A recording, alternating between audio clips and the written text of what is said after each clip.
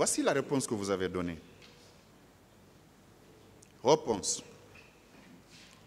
Après la marche programmée des leaders politiques qui devait avoir lieu au stade du 28 septembre au jour indiqué, en ma qualité de ministre chargé de la sécurité présidentielle, je suis sorti de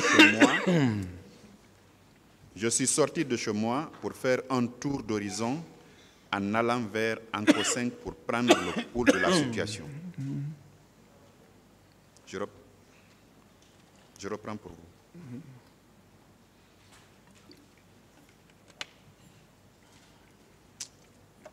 Oui.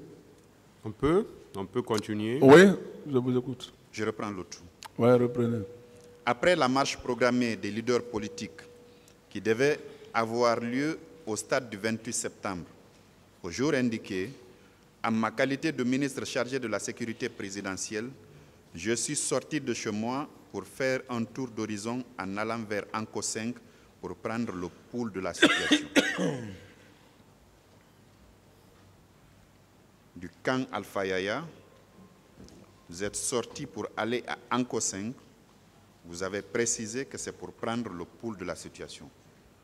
Devant le tribunal, vous avez dit que vous êtes sorti très tôt le matin parce que le président d'alors vous avait demandé d'aller traquer, selon vos propres termes, des militaires indélicats qui se seraient emparés des engins ne les appartenant pas et que dans la mission, vous conduisez à Manéa. C'est bien ça que vous aviez dit? Pour Manéa, oui. Pour Manéa? Oui. Alors qu'ici, vous avez décrit votre itinéraire. Quand Alpha Yaya, Anko 5 pour prendre le pouls de la situation, parce que vous saviez qu'il y avait une marche qui était programmée par les leaders politiques. Des deux versions. Quelle est celle-là qui est vraie? Parce que vous ne pouvez pas vous subdiviser quand même, monsieur. Non. Peut-être qu'ils n'ont pas... Ce qu'ils ont écrit là, ce n'était pas comme ça. Ce qu'ils ont dit, ce n'est pas comme ça.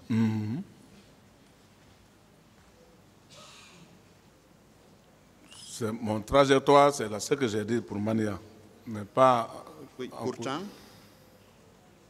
ce n'est pas fortuit quand j'ai rappelé vos prénoms en nom, votre lieu de naissance, votre filiation et tout ce qui s'ensuit. Je suis allé jusqu'à votre matricule.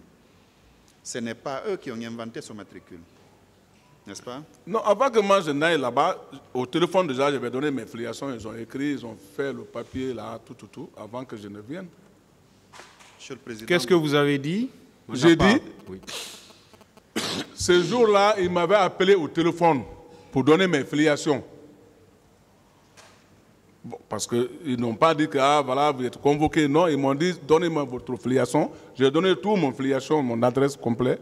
Après, ils ont dit que bon, après, vous allez venir, il y a un document ici à signer. C'est tout. Monsieur PV. Ouais. Sauf que les officiers de police judiciaire ne travaillent pas comme ça.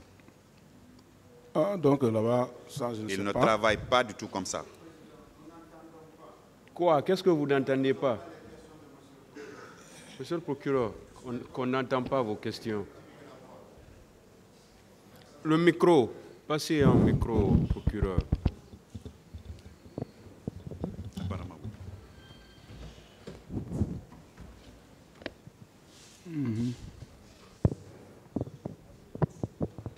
Alors,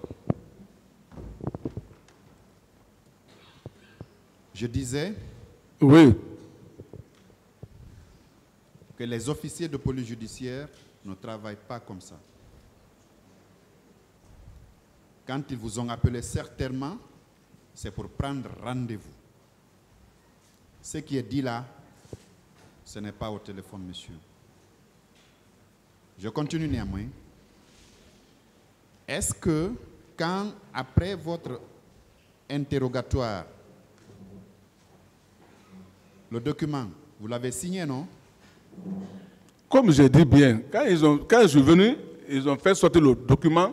Ils ont dit, bon, mon colonel, vraiment, avec votre respect, nous, on n'a pas voulu vous déranger. J'ai dit non, envoyez, je vais signer. Moi, j'ai signé, après, j'ai pris ma voiture, j'ai quitté. Monsieur Pivi, Ouais. même les illettrés n'acceptent jamais de signer un document la manière par laquelle vous êtes en train d'indiquer là. Monsieur le Président, permettez que Monsieur Pivi voie la signature qui est apposée au bas du document pour savoir si c'est bien, cette signature est bien la sienne. Est-ce que... Mais, Oui.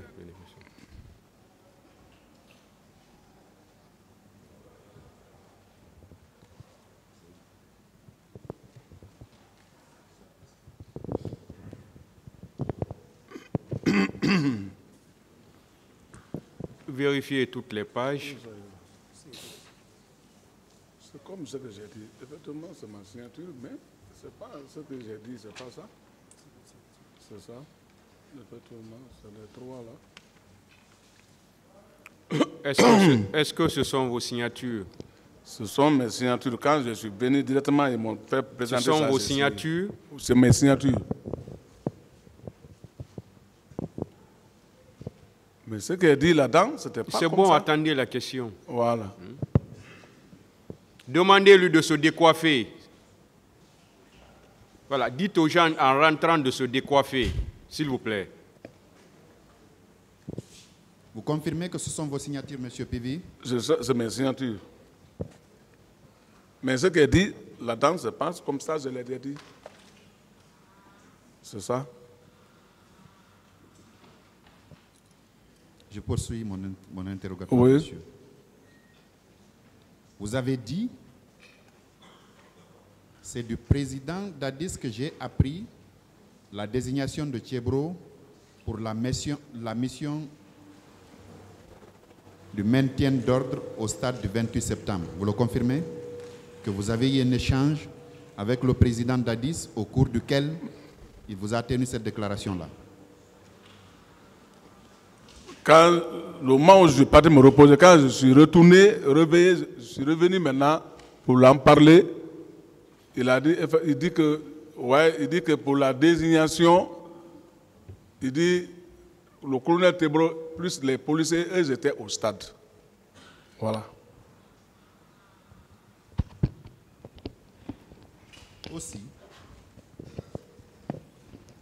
Aussi, vous avez déclaré ce qui suit.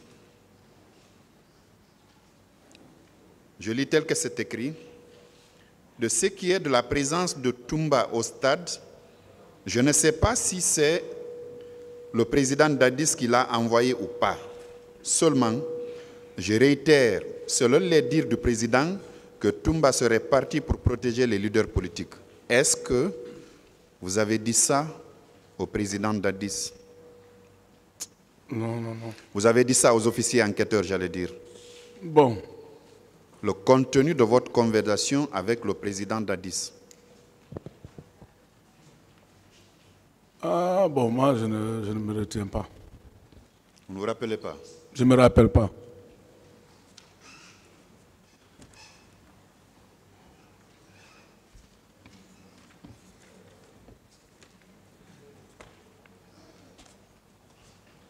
Tout à l'heure, on vous faisait état des déclarations de certaines parties civiles qui vous indiquaient formellement, soit pour vous avoir vu au stade du 28 septembre et alentour, soit pour le cas des pillages ou bien le cas des détentions arbitraires. À tout cela, vous avez dit que ce ne sont que des contre-vérités. N'est-ce pas? C'est pas vrai. Ce n'est pas vrai.